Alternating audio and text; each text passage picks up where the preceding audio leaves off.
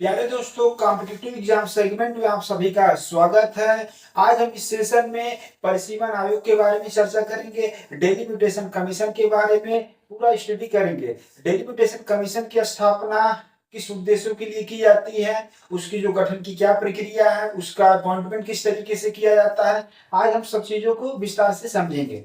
देखिए दोस्तों, परिसीमन आयोग, डेलिमिटेशन कमीशन, तो जो परिसीमन आयोग की जो गठन है वो किस लिए किया जाता है। जैसे भारत में जो है समय के साथ जो जनसंख्या में बदलाव आते हैं उसके अनुरूप जो है सीटों का जो है विभाजन, पूरे देश में जो विधानसभा की जो सीटें हैं और जो संसद के अंतर्गत जो लोकसभा की सीटें हैं उनका जो है सीमांकन पुनः किया जा सके, तो इसलिए परिसीमन आयोग का गठन किया जाता है। तो जो परिसीमन आयोग है, जैसे लोकसभा और राज्य विधानसभाओं के चुनाव के निर्वाचित क्षेत्रों के फिर से समायोजन के लिए जो है परिसीमन आयोग का गठन किया जाता है। यहाँ पर हम देखेंगे अनुच्छेद जो है आपका भारतीय संविधान के अनुच्छेद 82 में जो है आर्टिकल 82 में जो है परिसीमन कमीशन के बारे में जिक्र किया गया है कि प्रत्येक जनगणना के बाद भारत में, जब प्रत्येक जनगणना के बाद संसद के द्वारा एक परिसीमन अधिनियम लाया जाएगा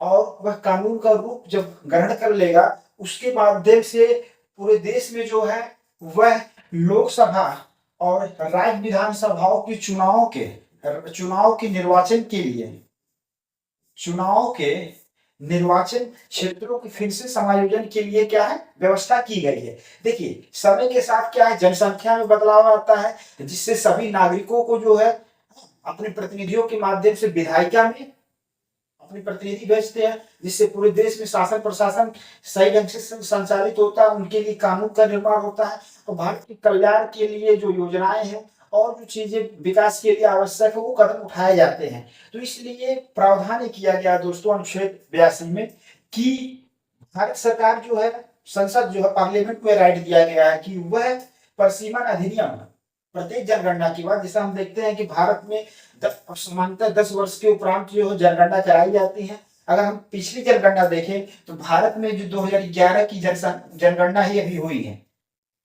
फिर आगे जो है 2020-21 में जनगणना शुरू होने वाली थी, लेकिन कोविड के कारण जो जनगणना को जो है अभी स्थगित कर दिया गया दोस्तों। तो यहाँ पर जो है अभी हमारे पास अगर जनगणना से संबंधित आंकड़ों की बात की जाए, एथेंटिक रूप से जो है वह 2011 की जनगणना के जो आंकड़े हैं उसको लिया जाता है। ठीक है, तो अब यहाँ पर देखिए जो अनुच्छेद 82 क्या कहता है कि प्रत्येक जनगणना के बाद क्या है, जो लोकसभा है और राज्य विधानसभाओं के चुनाव के निर्वाचित क्षेत्रों को क्या करना है, फिर से समायोजित करना, जिससे कि सीटों को जो बंटवारा है वह जनसंख्या के अनुपात में सही ढंग से पुनः निर्धारण किया जा सके। इसलिए क्या किया जाता है, सीमांकन किया जाता है, फिर से जो है नए सिरे से जो है वह सीमांकन किया जाता है। हालांकि आप देखेंगे जो एक संविधान संशोधन के माध्यम से आगे आपको स्लाइड में मिलेगा, यहाँ पर दोस्तों देखिए, यहाँ पर आपको आगे स्लाइड में बताए हुए देखिए 84वें संविधान संशोधन अधिनियम 2001 के द्वारा ये जो है स्थगित कर दिया जाता है। ये कहा जाता है कि यह जो प्रावधान है वह अब 2026 के बाद की जो पहली जनगणना के आंकड़ों के आधार पर ही परिसीमन का कार्य किया जा सकता है। तो इसलिए परिसीमन का कार्य जो है आप देखेंगे 84th कॉन्स्टिट्यूशन अमेंडमेंट एक्ट 2001 के माध्यम से ये प्रावधान किया गया कि अब 2026 के बाद जो जनगणना होगी उसके जब सुसंगत आंकड़े आ जाएंगे उसके आधार पर ही पूरे देश में जो है लोकसभा और राज्य की विधानसभाओं के निर्वाचन क्षेत्रों को जो है पुनः सीमांकन किया जाएगा, सीटों को जो है जनसंख्या के अनुपात में पुनः वितरित किया जाएगा। एक चीज प्रावधान किया गया था, लेकिन हम देखते हैं दोस्तों यहाँ पर कि अभी जो है 2011 की जनगणना के आंकड़े उपलब्ध हैं और 2021 में जनगणना होने वाली थी लेकिन अभी हुई नहीं है। तो अब देखेंगे जब तो मान लीजिए जनगणना हो सकता है कुछ वर्षों में कंप्लीट हो जाए, लेकिन यहाँ पर जो है जब हम इस संविधान संशोधन की तहत बात करते हैं तो इस संविधान संशोधन में जो है 84 कॉन्स्टिट्यूशन अमेंडमेंट में क्या किया गया कि 2026 के बाद जो जनगणना होगी उससे उसके जो आंकड़े आएंगे उसके आधार पर परिसीमन का कार्य किया जाना है। तो इस प्रकार अगर हम देखें तो परिसीमन का कार्य अभी आपका जो पुराने आंकड़े हैं उसी के आधार पर चलते हैं। जैसे अगर हम देखेंगे कि 1971 की जनगणना के आधार पर 1971 की जो जनगणना के आंकड़े थे 1971 की जो जनगणना के आंकड़े थे जनगणना के आंकड़े 1971 की जो 1971 की जो जनगणना के आंकड़े थे, 1971 की जो जनगणना के आंकड़े हैं, उसी के आधार पे क्या है, लोकसभा की सीटों का क्या है, निर्धारण किया गया है। लोकसभा की जो सीटें हैं, लोकसभा की सीटों का निर्धारण है। लोकसभा की सीटों का निर्धारण क्या है, लोकसभा की सीटों का जो निर्धारण है वह किया गया है। तो लोकसभा की सीटों का निर्धारण जो है किस तरीके से किया गया, वही 1971 की जनगणना के आधार पे ही जो भारत में लोकसभा की सीटों का जो निर्धारण किया गया। जैसे अभी अब इस पे हम विस्तार से चर्चा करेंगे और उसके बाद देखेंगे जो राज्यों की विधानसभा है उनकी जो है सीटों का जो क्षेत्रों का सीमांकन किस तरीके से किया गया है, वह जो है 2001 की जनगणना को आधार बनाया गया। 2001 की जनगणना के आधार पे 2001 की 2001 की जनगणना के आधार पर बनाया गया।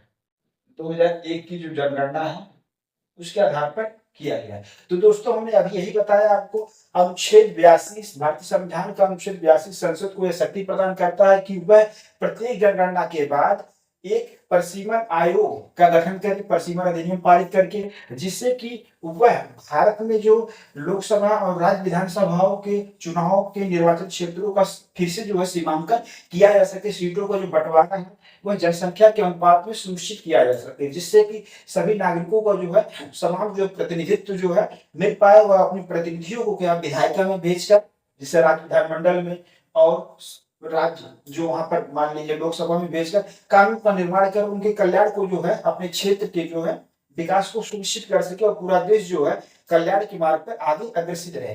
ये सब चीजें किया गया था।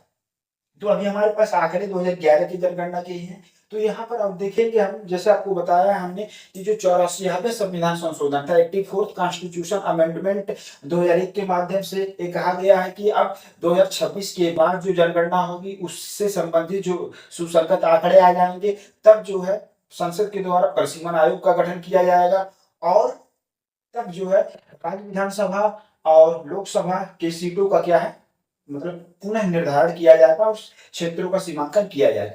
तो इस प्रकार आपसे अभी प्रश्न उठता है कि संसद के द्वारा अभी तक कितनी बार परिसीमन आयोग का गठन किया गया है। तो अभी तक जो संसद के द्वारा 4 बार परिसीमन आयोग का गठन किया गया है। अभी हम उसको आगे चर्चा करेंगे दोस्तों।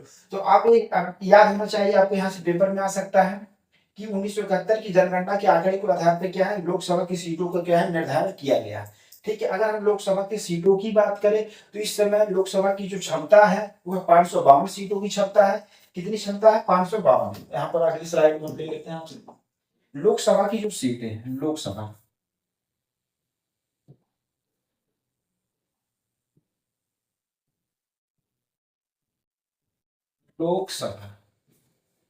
अब लोकसभा की अगर हम सीटों की बात करें तो कितनी सीटें कुल है, 552 सीटें, 552 जो है सीटें हैं। अब इस 552 सीटें में देखें कि जो 104वां संविधान संशोधन किया गया, 104वें संविधान संशोधन 104वां संविधान संशोधन अधिनियम के द्वारा 104वें संविधान संशोधन 104वें संविधान संशोधन अधिनियम के द्वारा क्या कर दिया गया, जो आंध्र भारतीय समुदाय के थे उनको क्या है, दो जो आंध्र भारतीय समुदाय जो राष्ट्रपति के द्वारा नियुक्त किए जाते 2 सदस्यों को, उनको क्या है अब समाप्त कर दिया गया है। तो जो आंध्र भारतीय समुदाय के सदस्य थे, आंध्र भारतीय भारतीय आंध्र भारतीय समुदाय से संबंधित आंध्र भारतीय समुदाय से आंध्र भारतीय समुदाय से आंध्र भारतीय समुदाय से संबंधित जो 2 सदस्य थे उनको समाप्त कर दिया गया। 2 सदस्य के प्रावधान को क्या है, समाप्त कर दिया गया है, समाप्त कर दिया गया।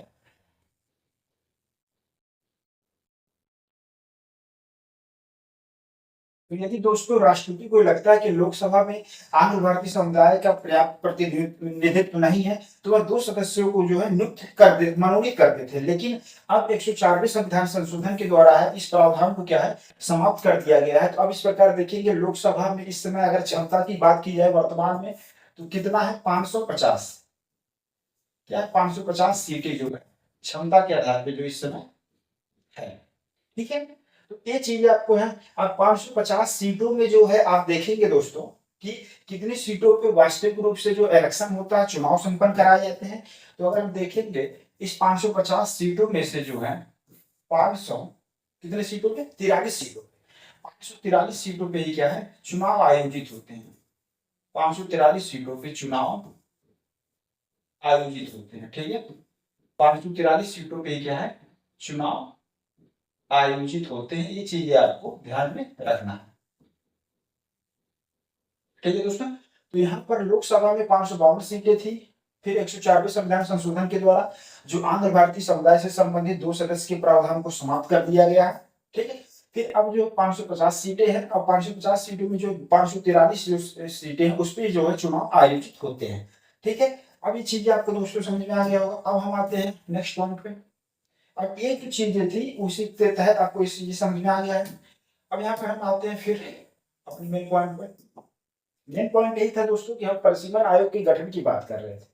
तो अब परिसीमन आयोग का मेन पर्पज यही है कि संसद जो है अधिनियम के माध्यम से परिसीमन आयोग का गठन किया जाएगा और प्रत्येक जनगणना के बाद जो है जो सुसंगत आंकड़े आ जाएंगे उसके आधार पर जो फिर से जो सीटों का समायोजन किया जाएगा। मेन पर्पज यही रहा है। ठीक है, और अगर वर्तमान में देखा जाए तो वर्तमान में अगर हम बात करें तो 1971 की जनगणना के आधार पर लोकसभा की सीटों का निर्धारण किया गया है और राज्य विधानसभाओं के जो सीटों का निर्धारण 2011 की जनगणना के आधार पर किया गया। ये चीजें आपको दोस्तों याद होना चाहिए। फिर हम आते हैं नेक्स्ट पॉइंट पर। नेक्स्ट पॉइंट पे अब परिसीमन आयोग के स्ट्रक्चर की बात करेंगे। तो परिसीमन आयोग में क्या स्ट्रक्चर है ये चीजें आपको ध्यान में रखना है। तो परिसीमन आयोग के अगर हम स्ट्रक्चर की बात करें, संरचना की बात करें, तो अब अध्यक्ष और सदस्य होते हैं। इनका जो अपॉइंटमेंट है किसके द्वारा किया जाता है, राष्ट्रपति के द्वारा किया जाता है। किसके द्वारा किया जाता है, राष्ट्रपति। किसके द्वारा किया जाता है, राष्ट्रपति के द्वारा जो इनका अपॉइंटमेंट नियुक्ति किया जाता है, राष्ट्रपति के द्वारा नियुक्ति होता है। किसके द्वारा होता है, राष्ट्रपति के द्वारा नियुक्ति किया जाता है। ठीक है, तो राष्ट्रपति के द्वारा ही क्या इनका अपॉइंटमेंट किया जाता है। अब जो परिसीमन आयोग की स्ट्रक्चर की बात करें, संरचना की बात करें, तो उसमें जो है देखिए एक हमारी कितने होते हैं, एक चेयरमैन होते हैं, एक अध्यक्ष होते हुए उच्चतम न्यायालय के सेवारत या सेवानिवृत्त न्यायाधीश होंगे। एक हमारे क्या हो गए, चेयरमैन हो गए, वह उच्चतम न्यायालय के सेवारत या सेवानिवृत्त न्यायाधीश होंगे।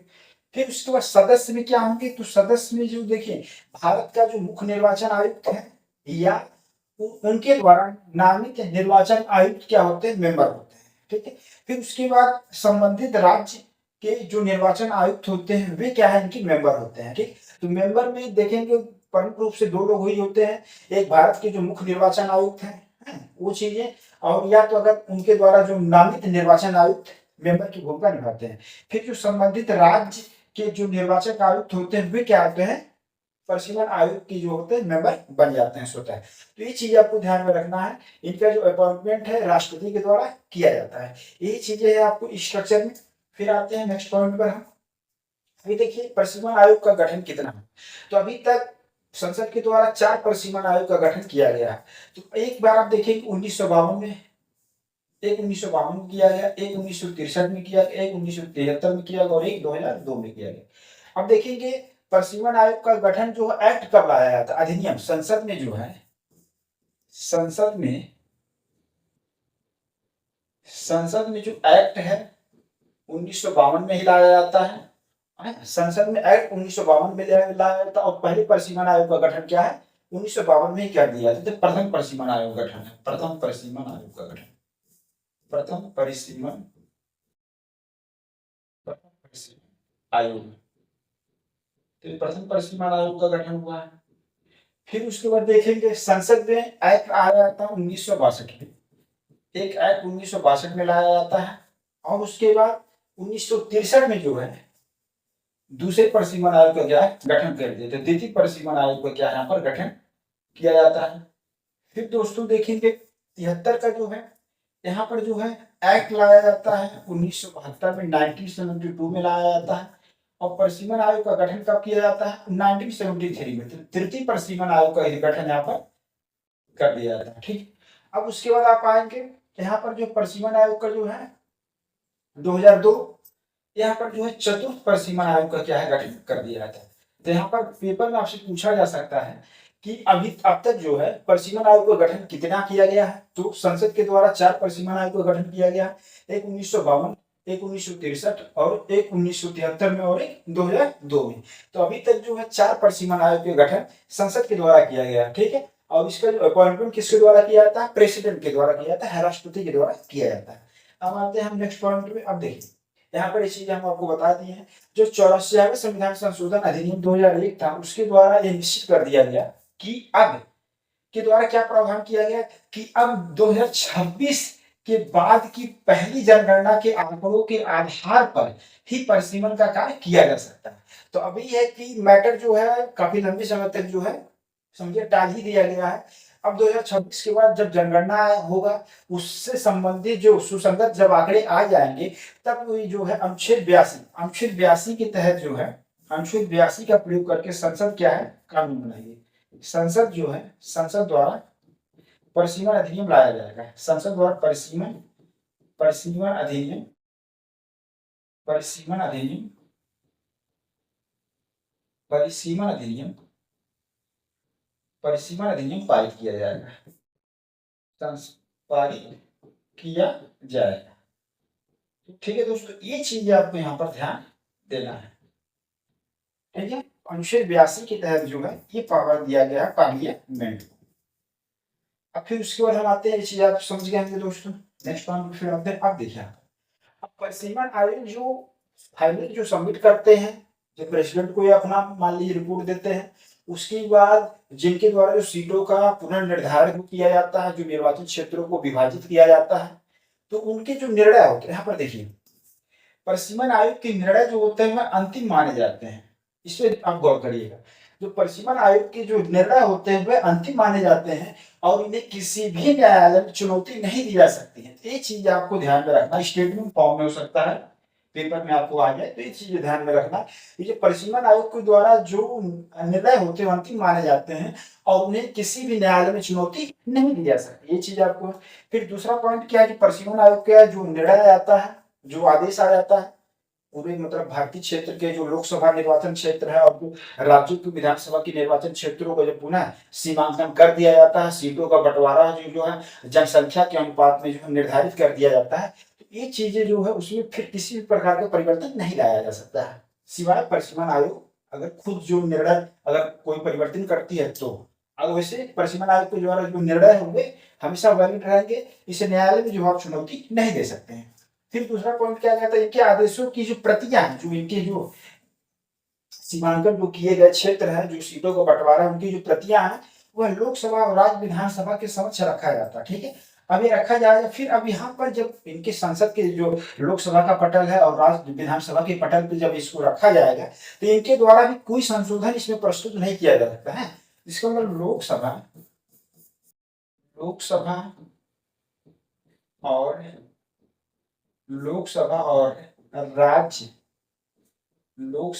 राज्य विधानसभा के द्वारा कोई भी संशोधन, लोकसभा और राज्य विधानसभा के द्वारा कोई भी संशोधन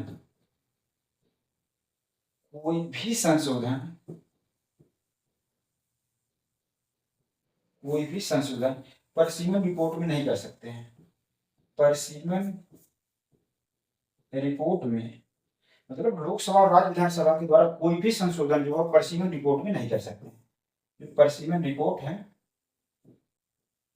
परिसीमन रिपोर्ट में नहीं कर सकते, परिसीमन रिपोर्ट में नहीं कर सकते। ये चीज आपको ध्यान में रखना है, रिपोर्ट में नहीं कर सकते हैं। तो ठीक है दोस्तों, ये चीज आपको यहाँ पर ध्यान में रखना है। ठीक है दोस्तों, ये चीज आप यहाँ पर ध्यान में रखिएगा। अब आपको हमने यहाँ पर बेसिक आपको रिवाइज करा देते हैं। हमने आपको बताया जो परिसीमन आयोग का जिक्र कहाँ पर किया गया, तो अनुच्छेद 82 इसमें यहाँ पर कहा गया आर्टिकल 82 में कि संसद जो है प्रत्येक जनगणना के बाद, जब भारत में जनगणना आयोजित कर सामान्यतः 10 वर्षों पे होता है, और अगर स्वतंत्रता से पहले देखा जाए तो पहली जनगणना 1872 में लॉर्ड मेयो के कार्यकाल में की जाती है। उसके बाद 1881 में लॉर्ड रिपन के समय में जो जनगणना शुरू होती है वह निरंतर जो है 10 वर्षों की कालावधि के अंतराल पे होता रहता है। उसके बाद भारत की स्वतंत्रता के बाद भी जो है उस पैटर्न को अपनाया गया है, और समानता जो है 10 वर्ष के उपरांत जो है जनगणना जो है आयोजित की जाती है। अब देखिए, जनगणना आयोजित की जाने से जो भारत सरकार के द्वारा, जो राज्य सरकार के द्वारा जो नीतियां बनाई जाएंगी, जो कल्याणकारी योजनाएं लाई जाएंगी हैं, तो उससे उससे एक मतलब एक सुसंगत आंकड़े प्राप्त हो जाते हैं, जिससे कि जो विकास योजनाओं को सही ढंग से लागू किया जा सके। फिर विधायिका में जो प्रतिनिधि चुने जाते हैं उनका भी जो क्षेत्रवार जो है पुनः सीमांकन जो है किया जा सके, जिससे कि सब भारत के जो सभी जनता के जो लोग हैं, सभी नागरिक जो है वह अपने प्रतिनिधियों को जो है अपनी क्षमता के आधार पे जो है अपनी जनसंख्या के अनुपात में जो सही ढंग से जो है चुन के जो विधायिका में भेज सके। ये चीज आपको यहाँ पर ध्यान रखना है। ठीक है दोस्तों, अब यहाँ पर देखेंगे कुछ चीजें, जैसे आपके पास आ गया है लोकसभा और राज्य विधानसभा का उल्लेख किस अनुच्छेद में किया गया है, तो थोड़ा सा यहाँ पर हम डिटेल करेंगे आपको। देखिए, यहाँ पर आपको जिसे मान लेंगे, देखिए संसद, तब संसद में आप देखेंगे दोस्तों, संसद जो है, संसद का उल्लेख जो है, पार्लियामेंट का उल्लेख जो है किस अनुच्छेद में किया गया है, तो संसद का उल्लेख किसमें किया गया, आर्टिकल 79 में किया गया। यहाँ से भी प्रश्न आपको आ सकते हैं दोस्तों। आर्टिकल 79 में क्या है, पार्लियामेंट का उल्लेख किया गया है। अब इस आर्टिकल 79 में पार्लियामेंट का उल्लेख किया गया, और संसद जो है 3 अंग से मिलकर बनती है। संसद के कितने अंग है, 3 अंग है। तो संसद के 3 अंग कौन कौन है, एक तो हमारे हो गया लोकसभा, एक लोकसभा हो गया, राज्यसभा हो गया, और राष्ट्रपति। अब क्या होगा, राष्ट्रपति। तो संसद जो पार्लियामेंट है वह लोकसभा, राज्यसभा और राष्ट्रपति 3 अंगों से जो है मिलकर बनते हैं। ये चीज आपको यहाँ पर क्लियर हो गया। फिर आप देखेंगे आर्टिकल जो है 80 में, आर्टिकल 80 में जो है राज्यसभा के बारे में उल्लेख किया गया। आर्टिकल 80 में किसका उल्लेख किया गया, राज्यसभा के बारे में किया गया। राज्यसभा की जो गठन संरचना की बात की गई है, राज्यसभा है, ठीक है, राज्यसभा के गठन की बात की गई है, राज्यसभा के गठन की बात की गई। अब इसमें देखेंगे राज्यसभा की जो गठन है, जो कितनी क्षमता है, तो इसमें 250 सदस्य होते हैं। राज्यसभा में कुल कितने सदस्य होते हैं, 250 सदस्य क्या है, होते हैं। ठीक है, अब इस 250 सदस्य में अगर हम बात करें दोस्तों, कितने मेंबर होते हैं, 250 सदस्य होते हैं। तो अब इसमें जो है 233 सदस्य क्या है, राज्य के द्वारा निर्वाचित होते हैं। जो राज्य विधानसभा के या केंद्र शासित प्रदेशों की जो विधानसभा है उनके सदस्यों के द्वारा जो है निर्वाचित किया जाता है। और जो 12 सदस्य जो होते हैं उसको राष्ट्रपति के द्वारा जो है मनोनयन किया जाता है। ठीक है, ये चीज आपको यहाँ पर देखिए 250 है। अब इस 250 में जो है आप यहाँ पर एग्जैक्ट आ जाइए, 245 ही क्या है, वर्तमान में क्या है, भरी गई है।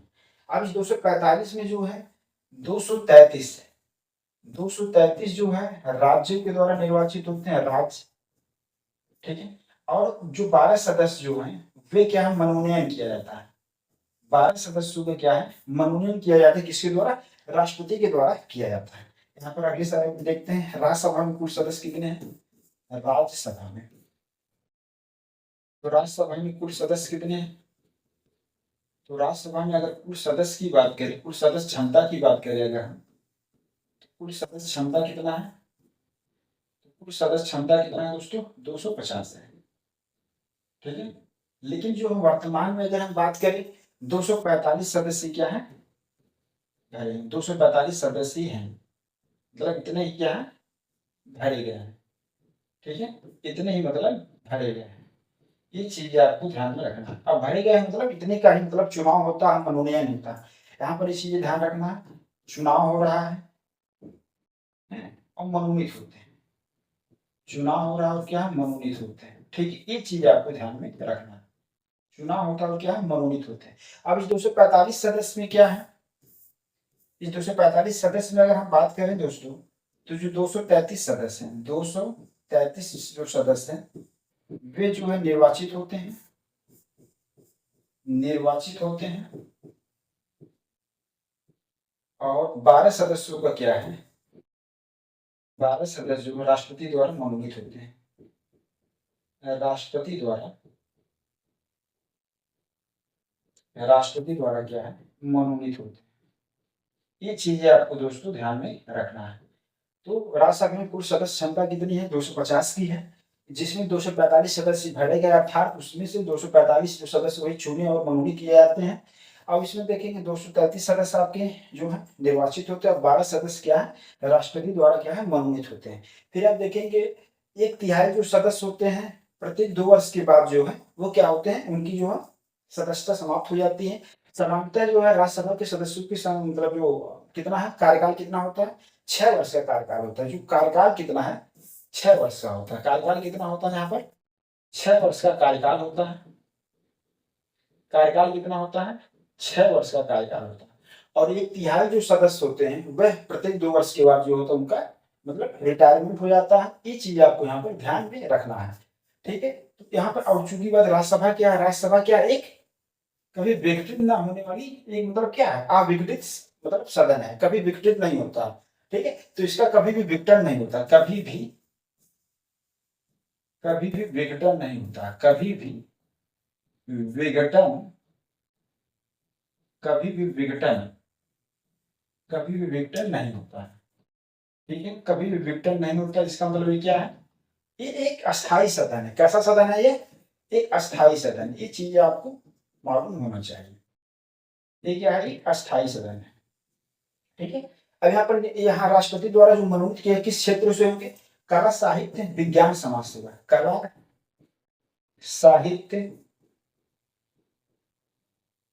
विज्ञान और समाज सेवा, इन 4 क्षेत्रों से जो और क्या है समाज सेवा, और क्या है समाज सेवा। तो इन 4 क्षेत्रों से जो है मतलब व्यक्ति को चुन के जो है मनोनीत किया जाता है, मनोनीत किया जाता है राष्ट्रपति के द्वारा 12 सदस्यों का, ठीक है। अब यहाँ पर जो निर्वाचित 233 सदस्य निर्वाचित होते हैं, यह निर्वाचित कहाँ से होंगे, राज्य से और केंद्र शासित प्रदेश से। राज्य हो गए और केंद्र शासित जो प्रदेश है, राज्य और केंद्र शासित, राज्य और केंद्र शासित प्रदेश, राज्य और केंद्र शासित प्रदेश से क्या है निर्वाचित होता है। और किसके द्वारा निर्वाचित होते हैं, जो विधायिका है राज्य विधायिका और केंद्र शासित प्रदेश की जो विधायिका की जो सदस्यों के द्वारा जो है उनको क्या है अप्रत्यक्ष रूप से क्या है निर्वाचित किया जाता है, ठीक है। ये चीज आप देखेंगे।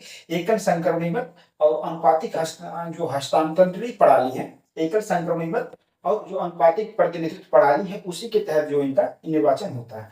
तो ये आप चीजें मालूम होना है। 233 सदस्यों का चुनाव राज्यों और केंद्र शासित प्रदेशों की जो विधानसभा के जो सदस्य जो विधायिका है कि जो निर्वाचित सदस्यों के द्वारा क्या है मनोनयन मतलब मनोनयन तो यहाँ पर होता है। इनका क्या है राज्य और केंद्र शासित प्रदेश की जो विधानसभा है विधायिका जो है वहाँ विधानसभा के जो निर्वाचित सदस्य है उनके द्वारा क्या है एकल संक्रमणी मत और अनुपातिक प्रतिनिधित्व प्रणाली के द्वारा जो है इनका चुनाव किया जाता है। ये चीज आपको यहाँ पर ध्यान में रखना है, ठीक है। तो आपने राज्यसभा के बारे में हमने आपको बेसिक बताया, फिर आगे की क्लास में तो इसके बारे में और हम जिक्र करेंगे।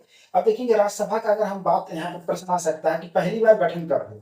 तो राज्यसभा का अगर पहली बार गठन की बात करें तो राज्यसभा का गठन पहली बार कब हुआ, तो राज्यसभा का गठन है, राज्यसभा का गठन, तो राज्यसभा का अगर गठन कहा जाए या पहली बैठक कहा जाए, ठीक है पहली बैठक, ठीक है पहली बैठक कब होती है ये भी प्रश्न में आया हुआ है, आ सकता है पीसीएस में आप देखेंगे। तो राज्यसभा का गठन पहली बैठक कब होता है, जो पहली बैठक है वह 3 अप्रैल 1952 को होता है। कब होता है, 3 अप्रैल 1952 को, 3 अप्रैल 1952 को पहली बैठक होता है। और उसके बाद क्या है, देखिए राज्यसभा का गठन कब हुआ, 3 अप्रैल 1952 को हुआ। अब यहाँ पर गठन आए पूछे तो आपको स्पेशली जो है यहाँ से यही लगाना है, राज्यसभा का गठन कब हुआ पहली बार 3 अप्रैल 1952 को। लेकिन अगर आपसे पूछ ले पहली बैठक तो यहाँ पर गलत आप कर देंगे, पहली बैठक नहीं आप करेंगे। यहाँ पर क्या है, जो राज्यसभा का गठन कब हुआ 3 अप्रैल 1952 को हुआ। राज्यसभा का जो गठन है कब हुआ 3 अप्रैल 1952। तो राज्यसभा का गठन कब हुआ 3 अप्रैल 1952 को हुआ। और पहली बैठक कब होती है, पहली बैठक कब होती है दोस्तों, तो जो पहली बैठक है वह होती है 13 मई 1952, 13 मई 1952 को होती है। ठीक है दोस्तों, आप ये समझ गए कि फिर हमने लोकसभा के बारे में आपको वहां पीछे बताया है। अब लोकसभा का उल्लेख जो है लोकसभा, तो यहाँ पर देख लेते हैं लोकसभा।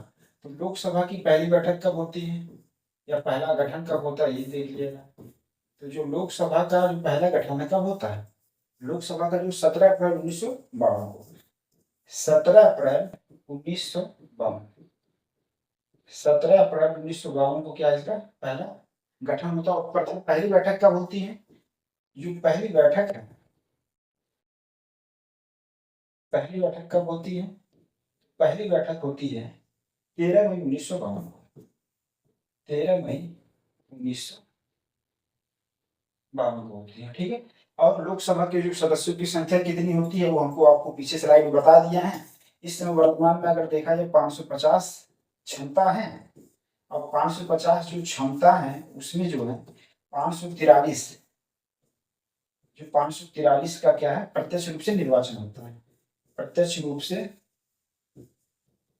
प्रत्यक्ष रूप से वयस्क मताधिकार, वयस्क, वयस्क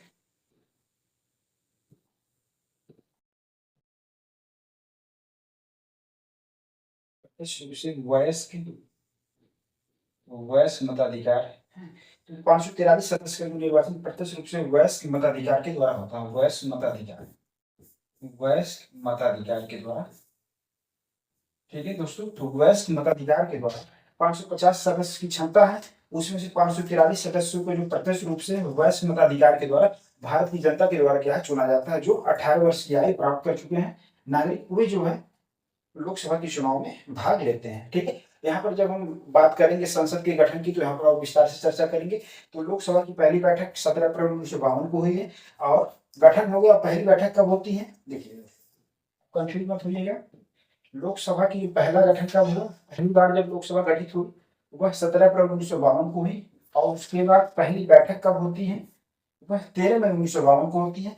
तो लोकसभा की जो सदस्य क्षमता 550 क्षमता है, क्योंकि दो सदस्य जो आंध्र भारतीय समुदाय के थे उनको जो 104वें संविधान संशोधन के द्वारा जो है उसको समाप्त कर दिया जाता है। अब 550 क्षमता है, और 543 सदस्यों का क्या है प्रत्यक्ष रूप से वरिष्ठ मताधिकार के द्वारा भारत के नागरिकों के द्वारा क्या है चुना जाता है अपने प्रतिनिधियों को। ठीक है, ये चीज आपको यहाँ पर क्लियर हो गया। फिर राज्यसभा का गठन कब हुआ, 3 अप्रैल 1952 को हुआ, और पहली बैठक कब होती है 13 मई 1952 को, ये चीज हो गया। फिर ये देखेंगे दोस्तों, एक चीज आया था राज्य विधानसभा, राज्य विधानसभा का भी हम उल्लेख कर देते हैं, राज्य विधानसभा।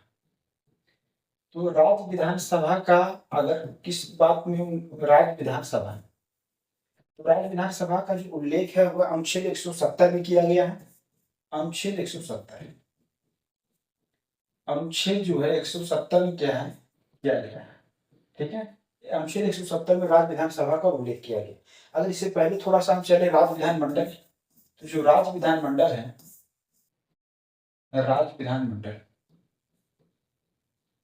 तो राज्य विधानमंडल में, राज्य विधानमंडल में दोस्तों क्या है, तो जो राज्य विधानमंडल है उसमें जो है राज्यपाल, राज्यपाल, विधान परिषद,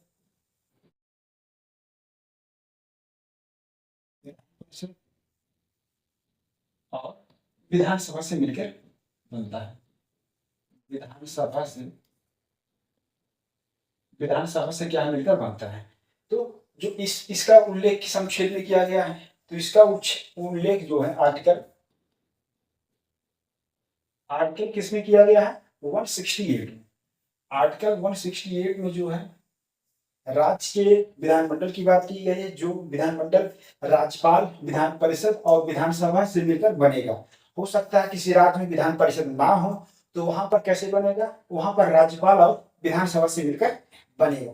फिर आप देखेंगे विधान परिषद की जो सृजन और उत्साधन, विधान परिषद का जो सृजन है और उत्साधन का उल्लेख किसमें किया गया, तो विधान परिषद को जो है इसका सृजन भी किया जा सकता है और इसको समाप्त भी किया जा सकता है, सृजन और समाप्त किया जा सकता है। तो इसका प्रावधान जो है देखेंगे दोनों का अनुच्छेद 169 में किया गया है, अनुच्छेद, अनुच्छेद 169 में जो इसका प्रावधान किया गया है।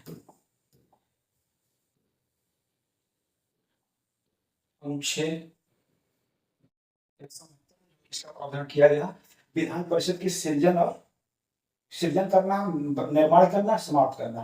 तो अगर राज्य की जो विधानसभा के द्वारा 2/3 सदस्यों की बहुमत द्वारा, मतलब राज्य विधानसभा का बहुमत होना चाहिए और उपस्थित और मत देने वाले सदस्यों की कम से कम 2/3 बहुमत द्वारा यदि संकल्प प्रस्तावित करके संसद के पास भेजा जाता है तो संसद जो है विधान परिषद का सृजन कर सकती है और विधान परिषद को क्या है उस राज्य में समाप्त कर सकती है। इसका पूरा उल्लेख जो है आर्टिकल 169 में किया गया है दोस्तों। यहाँ पर जब हम पढ़ेंगे राज्य के प्रशासन के बारे में, राज्य के स्ट्रक्चर में क्या क्या चीजें, वहां पर हम डिटेल देखेंगे। यहाँ पर शब्द का चर्चा आ गया था, इसलिए हम थोड़ा सा आपको यहाँ पर डिटेल में बता दिए हैं। तो यहाँ पर देखेंगे राज्य विधानमंडल जो है वह राज्यपाल, विधान परिषद और विधानसभा से मिलकर बनता है। हो सकता है किसी राज्य में विधान परिषद ना हो तो वहां पर राज्यपाल और विधानसभा से मिलकर विधानमंडल बनेगा और विधान परिषद का सृजन, निर्माण किया जा सकता है और समाप्त किया जा सकता है। उसका उल्लेख आर्टिकल 169 में किया गया है। ठीक है, आर्टिकल 169 में किया गया है। ठीक है, और ये सृजन कैसे होगा या समाप्त कैसे होगा? अगर उस राज्य की विधानसभा के द्वारा विधानसभा की कुल सदस्य संख्या का बहुमत तथा उपस्थित और मत देने वाले सदस्यों की कम से कम 2/3 बहुमत द्वारा एक प्रस्ताव पारित करके संसद के पास भेजा जाता है, तब उस राज्य में विधान परिषद का निर्माण किया जा सकता है या उस राज्य में विधान परिषद को समाप्त किया जा सकता है। ये चीजें आप यहाँ पर ध्यान में रखिएगा, बहुत इंपॉर्टेंट है दोस्तों। यहाँ से आपको देखेंगे प्रश्न आने की बहुत ज्यादा प्रबल संभावना, इसीलिए यहाँ पर हमने जिक्र कर दिया। अब देखेंगे राज्य विधानसभा का उल्लेख किस अनुच्छेद में किया गया, तो अनुच्छेद 170 में जो है राज्य विधानसभा का उल्लेख किया गया। अब यहाँ पर देखेंगे कहा गया अधिकतम कितना सदस्य संख्या, अधिकतम संख्या, अधिकतम विधानसभा की संख्या कितनी हो सकती है? अधिकतम विधानसभा की संख्या,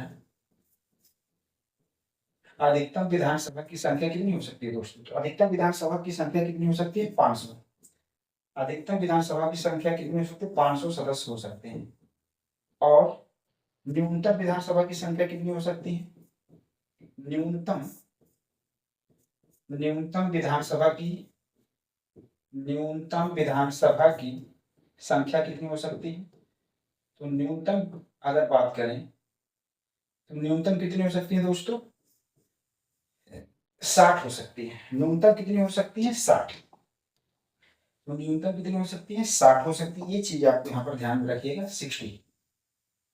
तो किसी राज्य में अधिकतम विधानसभा की संख्या कितनी होगी? 500 सदस्य हो सकते हैं और न्यूनतम विधानसभा की संख्या कितनी हो सकती है? 60 हो सकते हैं। अगर आप देखेंगे उत्तर प्रदेश में सबसे अधिक विधानसभा की सदस्यों की संख्या उत्तर प्रदेश में कितनी है? उत्तर प्रदेश में कितना? 403 है।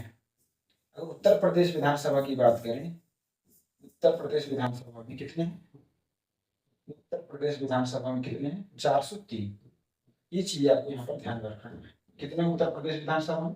403 है। तो ये संविधान में लिखा गया है। संविधान में जो अगर हम राज्य विधानसभा की बात करें, अनुच्छेद 170 में लिखा गया है कि अधिकतम विधानसभा की संख्या कितनी हो सकती है? 500 सदस्य हो सकते हैं और न्यूनतम विधानसभा की सदस्य संख्या कितनी हो सकती है? 60 हो सकते हैं। लेकिन अपवाद भी है, आपको अपवाद मालूम होना चाहिए दोस्तों। यहाँ से प्रश्न आते हैं, अपवाद में क्या है? अपवाद में अगर हम देखेंगे अरुणाचल प्रदेश, अरुणाचल प्रदेश, अरुणाचल प्रदेश, मिजोरम, अरुणाचल प्रदेश, मिजोरम, गोवा, यहाँ पर कितनी सदस्य विधानसभा सदस्य संख्या है? विधानसभा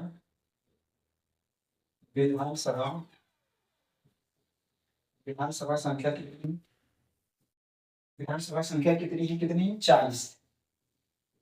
कितनी है दोस्तों? 40। ये चीज आपको ध्यान में रखना। जो अरुणाचल प्रदेश, मिजोरम, गोवा में विधानसभा संख्या कितनी है? सदस्यों की संख्या कितनी है? 40। और वहीं पर आप देखेंगे पुडुचेरी में, जो पुडुचेरी है वहां पर कितनी है? पुडुचेरी विधानसभा संख्या कितनी है? विधानसभा, पुडुचेरी विधानसभा सदस्य संख्या कितनी है? पुडुचेरी में अगर हम बात करें दोस्तों तो पुडुचेरी में कितनी है? 30 है। ये चीज आपको थोड़ा सा ध्यान में रखिएगा, ये अपवाद से भी प्रश्न आते हैं। अरुणाचल प्रदेश, मिजोरम, गोवा में विधानसभा संख्या कितनी है? 40 है और पुडुचेरी में विधानसभा सदस्य संख्या कितनी है? 30 है। तो ये चीज आपको यहाँ पर ध्यान में रखिए। तो हम राज्य विधानसभा की बात कर लिए। फिर आप देखेंगे जो विधान परिषद की संरचना है, विधान परिषद में भी राज्य विधानसभा के हैं, वहां पर जो है यहाँ पर भी वो चीजें आप देखेंगे विधान परिषद में क्या है। तो विधान परिषद में जो स्ट्रक्चर की अगर हम बात करें, अगर विधान परिषद की स्ट्रक्चर की बात करें, विधान परिषद विधान परिषद की संरचना,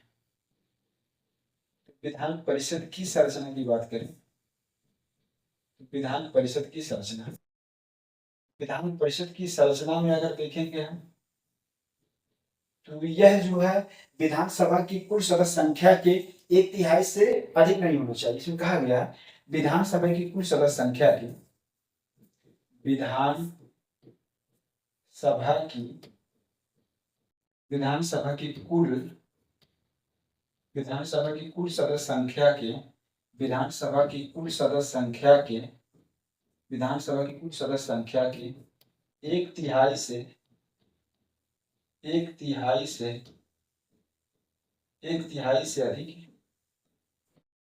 1/3 से अधिक 1/3 से अधिक नहीं होनी चाहिए।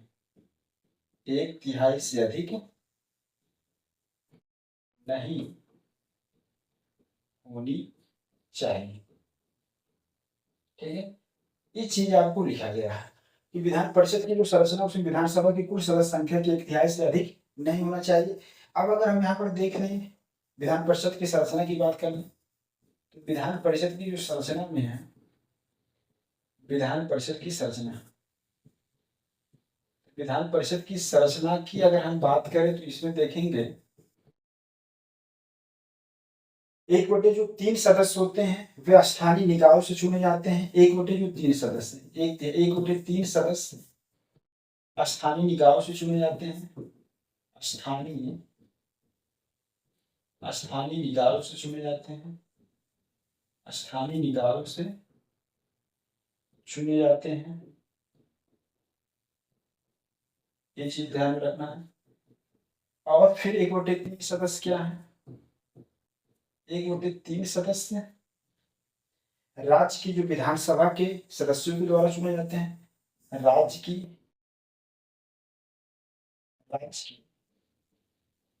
विधानसभा के राज्य की विधानसभा के सदस्य राज्य की विधानसभा के राज्य की विधानसभा के सदस्यों के द्वारा चुने जाते हैं। सदस्यों के द्वारा चुने जाते हैं।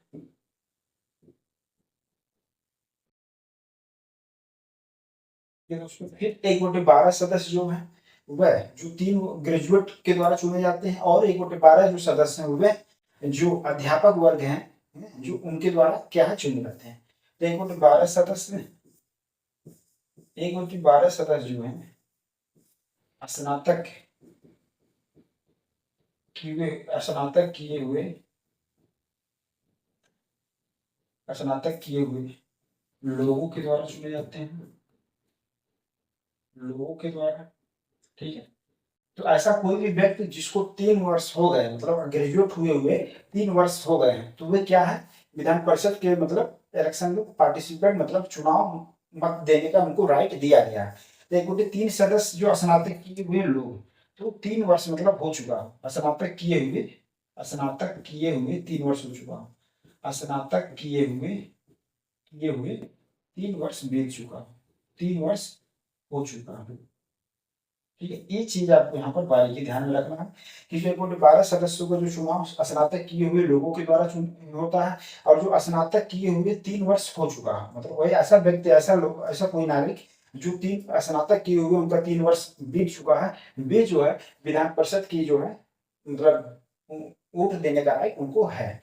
फिर आप देखेंगे यहाँ पर ऊपर लिख देते हैं 1/12 सदस्य है, वह 1/12 सदस्य है अध्यापक के द्वारा क्या है, अध्यापक वर्ग के द्वारा चुने जाते हैं। अध्यापक वर्ग के द्वारा चुने जाते हैं। अध्यापक वर्ग के द्वारा चुने जाते हैं। अब यहाँ पर अध्यापक वर्ग में भी आपको क्या ध्यान देना है, तो जो माध्यमिक स्तर के जो अध्यापक हैं, जूनियर हाई स्कूल स्तर के, जूनियर हाई स्कूल स्तर के, जूनियर हाई स्कूल या उससे ऊपर, या उससे ऊपर, ऊपर स्तर के अध्यापक, ऊपर स्तर के अध्यापक द्वारा, अध्यापक द्वारा चुने जाते हैं। ये दोस्तों ये चीज आप समझ गए होंगे कि विधान परिषद की संरचना की जब हम बात कर रहे हैं तो एक कोटि 3 सदस्य स्थानीय निकायों से चुने जाते हैं। स्थानीय निकाय का मतलब जो जिला परिषद है, जिला पंचायत है, वहां से सबसे चुने जाते हैं। फिर एक कोटि 3 सदस्य जो है राज्य की विधानसभा के सदस्यों के द्वारा चुने जाते हैं। एक कोटि 12 सदस्य स्नातक किए हुए लोगों के द्वारा चुने जाते हैं। ऐसे व्यक्ति जो 3 वर्ष उनको स्नातक किए हुए हो चुका है, वे मत देने का उनको राइट है विधान परिषद के चुनाव में। फिर एक कोटि 12 सदस्य अध्यापक वर्ग के द्वारा चुने जाते हैं। ऐसे अध्यापक जो जूनियर हाई स्कूल या उससे ऊपर स्तर के अध्यापक होते हैं, वो उनके द्वारा क्या चुने जाते हैं। और एक चीज और रहा है आपको दोस्तों, एक कोटि जो 6 सदस्य हैं, एक कोटि जो 6 सदस्य राज्यपाल के द्वारा क्या है मनोनीत किया जाता है। एक कोटि 6 सदस्य, यहाँ पर हम लिख देते हैं एक कोटि जो 6 सदस्य हैं, एक कोटि जो 6 सदस्य हैं,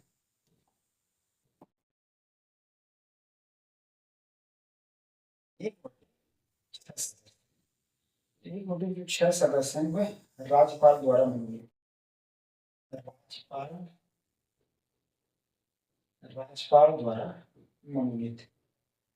ठीक है, ये राज्यपाल द्वारा क्या मनोनीत होते हैं। और यहाँ पर देखेंगे किस क्षेत्र से आएंगे, तो इनका जो है जो मनोनीत हो रहे हैं कोटि 6 सदस्य राज्यपाल द्वारा जो मनोनीत होते हैं वे जो है किस क्षेत्र से, कला, विज्ञान, साहित्य, कला विज्ञान साहित्य, समाज सेवा, समाज सेवा, और क्या है एक सहकारिता आंदोलन। ये क्या है, सहकारिता आंदोलन।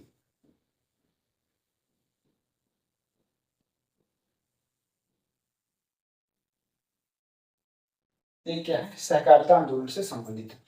ये चीज आप समझ गए होंगे दोस्तों। विधान परिषद की संरचना में एक कोटि 3 सदस्य जो स्थानीय निकायों से चुने जाते हैं, पहला पॉइंट आप ध्यान में रखिएगा। फिर दूसरा पॉइंट क्या है, एक कोटि 3 सदस्य राज्य की विधानसभा के सदस्यों के द्वारा चुने जाते हैं, ये वाला पॉइंट ध्यान में रखिएगा। फिर एक कोटि 12 सदस्य स्नातक किए हुए लोगों के द्वारा चुने जाते हैं, ये पॉइंट ध्यान में रखिएगा। फिर एक कोटि 12 सदस्य अध्यापक वर्ग के द्वारा चुने जाते हैं, ये वाला पॉइंट आप ध्यान में रखिएगा। और फिर लास्ट में है एक बटे जो 6 सदस्य हैं वह राज्यपाल द्वारा मनोनीत किए जाते हैं। किस क्षेत्र से होने चाहिए, वह कला, विज्ञान, साहित्य, समाज सेवा और सहकारिता आंदोलन से संबंधित होते हैं। तो ये चीजें दोस्तों आप ध्यान में रखिएगा, यहाँ से जो है प्रश्न आते हैं। ठीक है, ये चीजें आपको यहाँ पर ध्यान में रखना है। ठीक है, जो ये रट से किए हुए हैं ये क्या है, राज्यपाल द्वारा मनोनीत होते हैं। तो राज्यपाल द्वारा एक बटे 6 सदस्यों का मनोनीत किया जाता है विधान परिषद में। किस क्षेत्र से आने चाहिए, कला, विज्ञान, साहित्य, समाज सेवा और सहकारिता आंदोलन। तो विधान परिषद की संरचना देख लिए दोस्तों। अब देखिए, अब आपको एक बार समराइज कर देते हैं। यहाँ पर हमने बात किया परिसीमन आयोग के गठन की बात किया। परिसीमन आयोग का गठन अनुच्छेद 82 के अंतर्गत किया गया है। फिर यहाँ पर हमने पूरी तरीके से आपको विस्तार से जिक्र किया। फिर यहाँ पर हमने लोकसभा का और राज्य विधानसभा के बारे में, उसके स्ट्रक्चर के बारे में, उसके गठन के बारे में भी आगे की स्लाइड में हमने विस्तार से देखा। फिर जैसे संसद के बारे में हमने देखा, संसद में जो है लोकसभा, राज्यसभा और राष्ट्रपति से मिलकर बना हुआ है। फिर जो राज्य विधानसभा है, जो राज्य विधानमंडल का एक अंग है, जो राज्य विधानमंडल में राज्यपाल, राज्य विधानसभा और राज्य विधान परिषद से मिलकर बनते हैं। हो सकता है किसी राज्य में विधान परिषद ना हो, तो वहां पर जो विधानमंडल है वह विधानसभा और राज्यपाल के से मिलकर बनेंगे। ये सब चीजें हमने विस्तार से आगे की स्लाइड में देख लिया है। तो परिसीमन आयोग का गठन अनुच्छेद 82 के तहत किया जाता है। फिर उसके बाद हमने देखा लोकसभा की सीटों का निर्धारण 1971 की जनगणना के आधार पर किया गया है। फिर यहाँ देखेंगे राज्य विधानसभा और केंद्र शासित जो प्रदेश है वहां के मतलब सीटों का निर्धारण 2001 की जनगणना के आधार पर किया गया है। फिर आप यहाँ पर देखेंगे, यहाँ पर केंद्र शासित प्रदेश भी आप लिख सकते हैं, केंद्र शासित प्रदेश।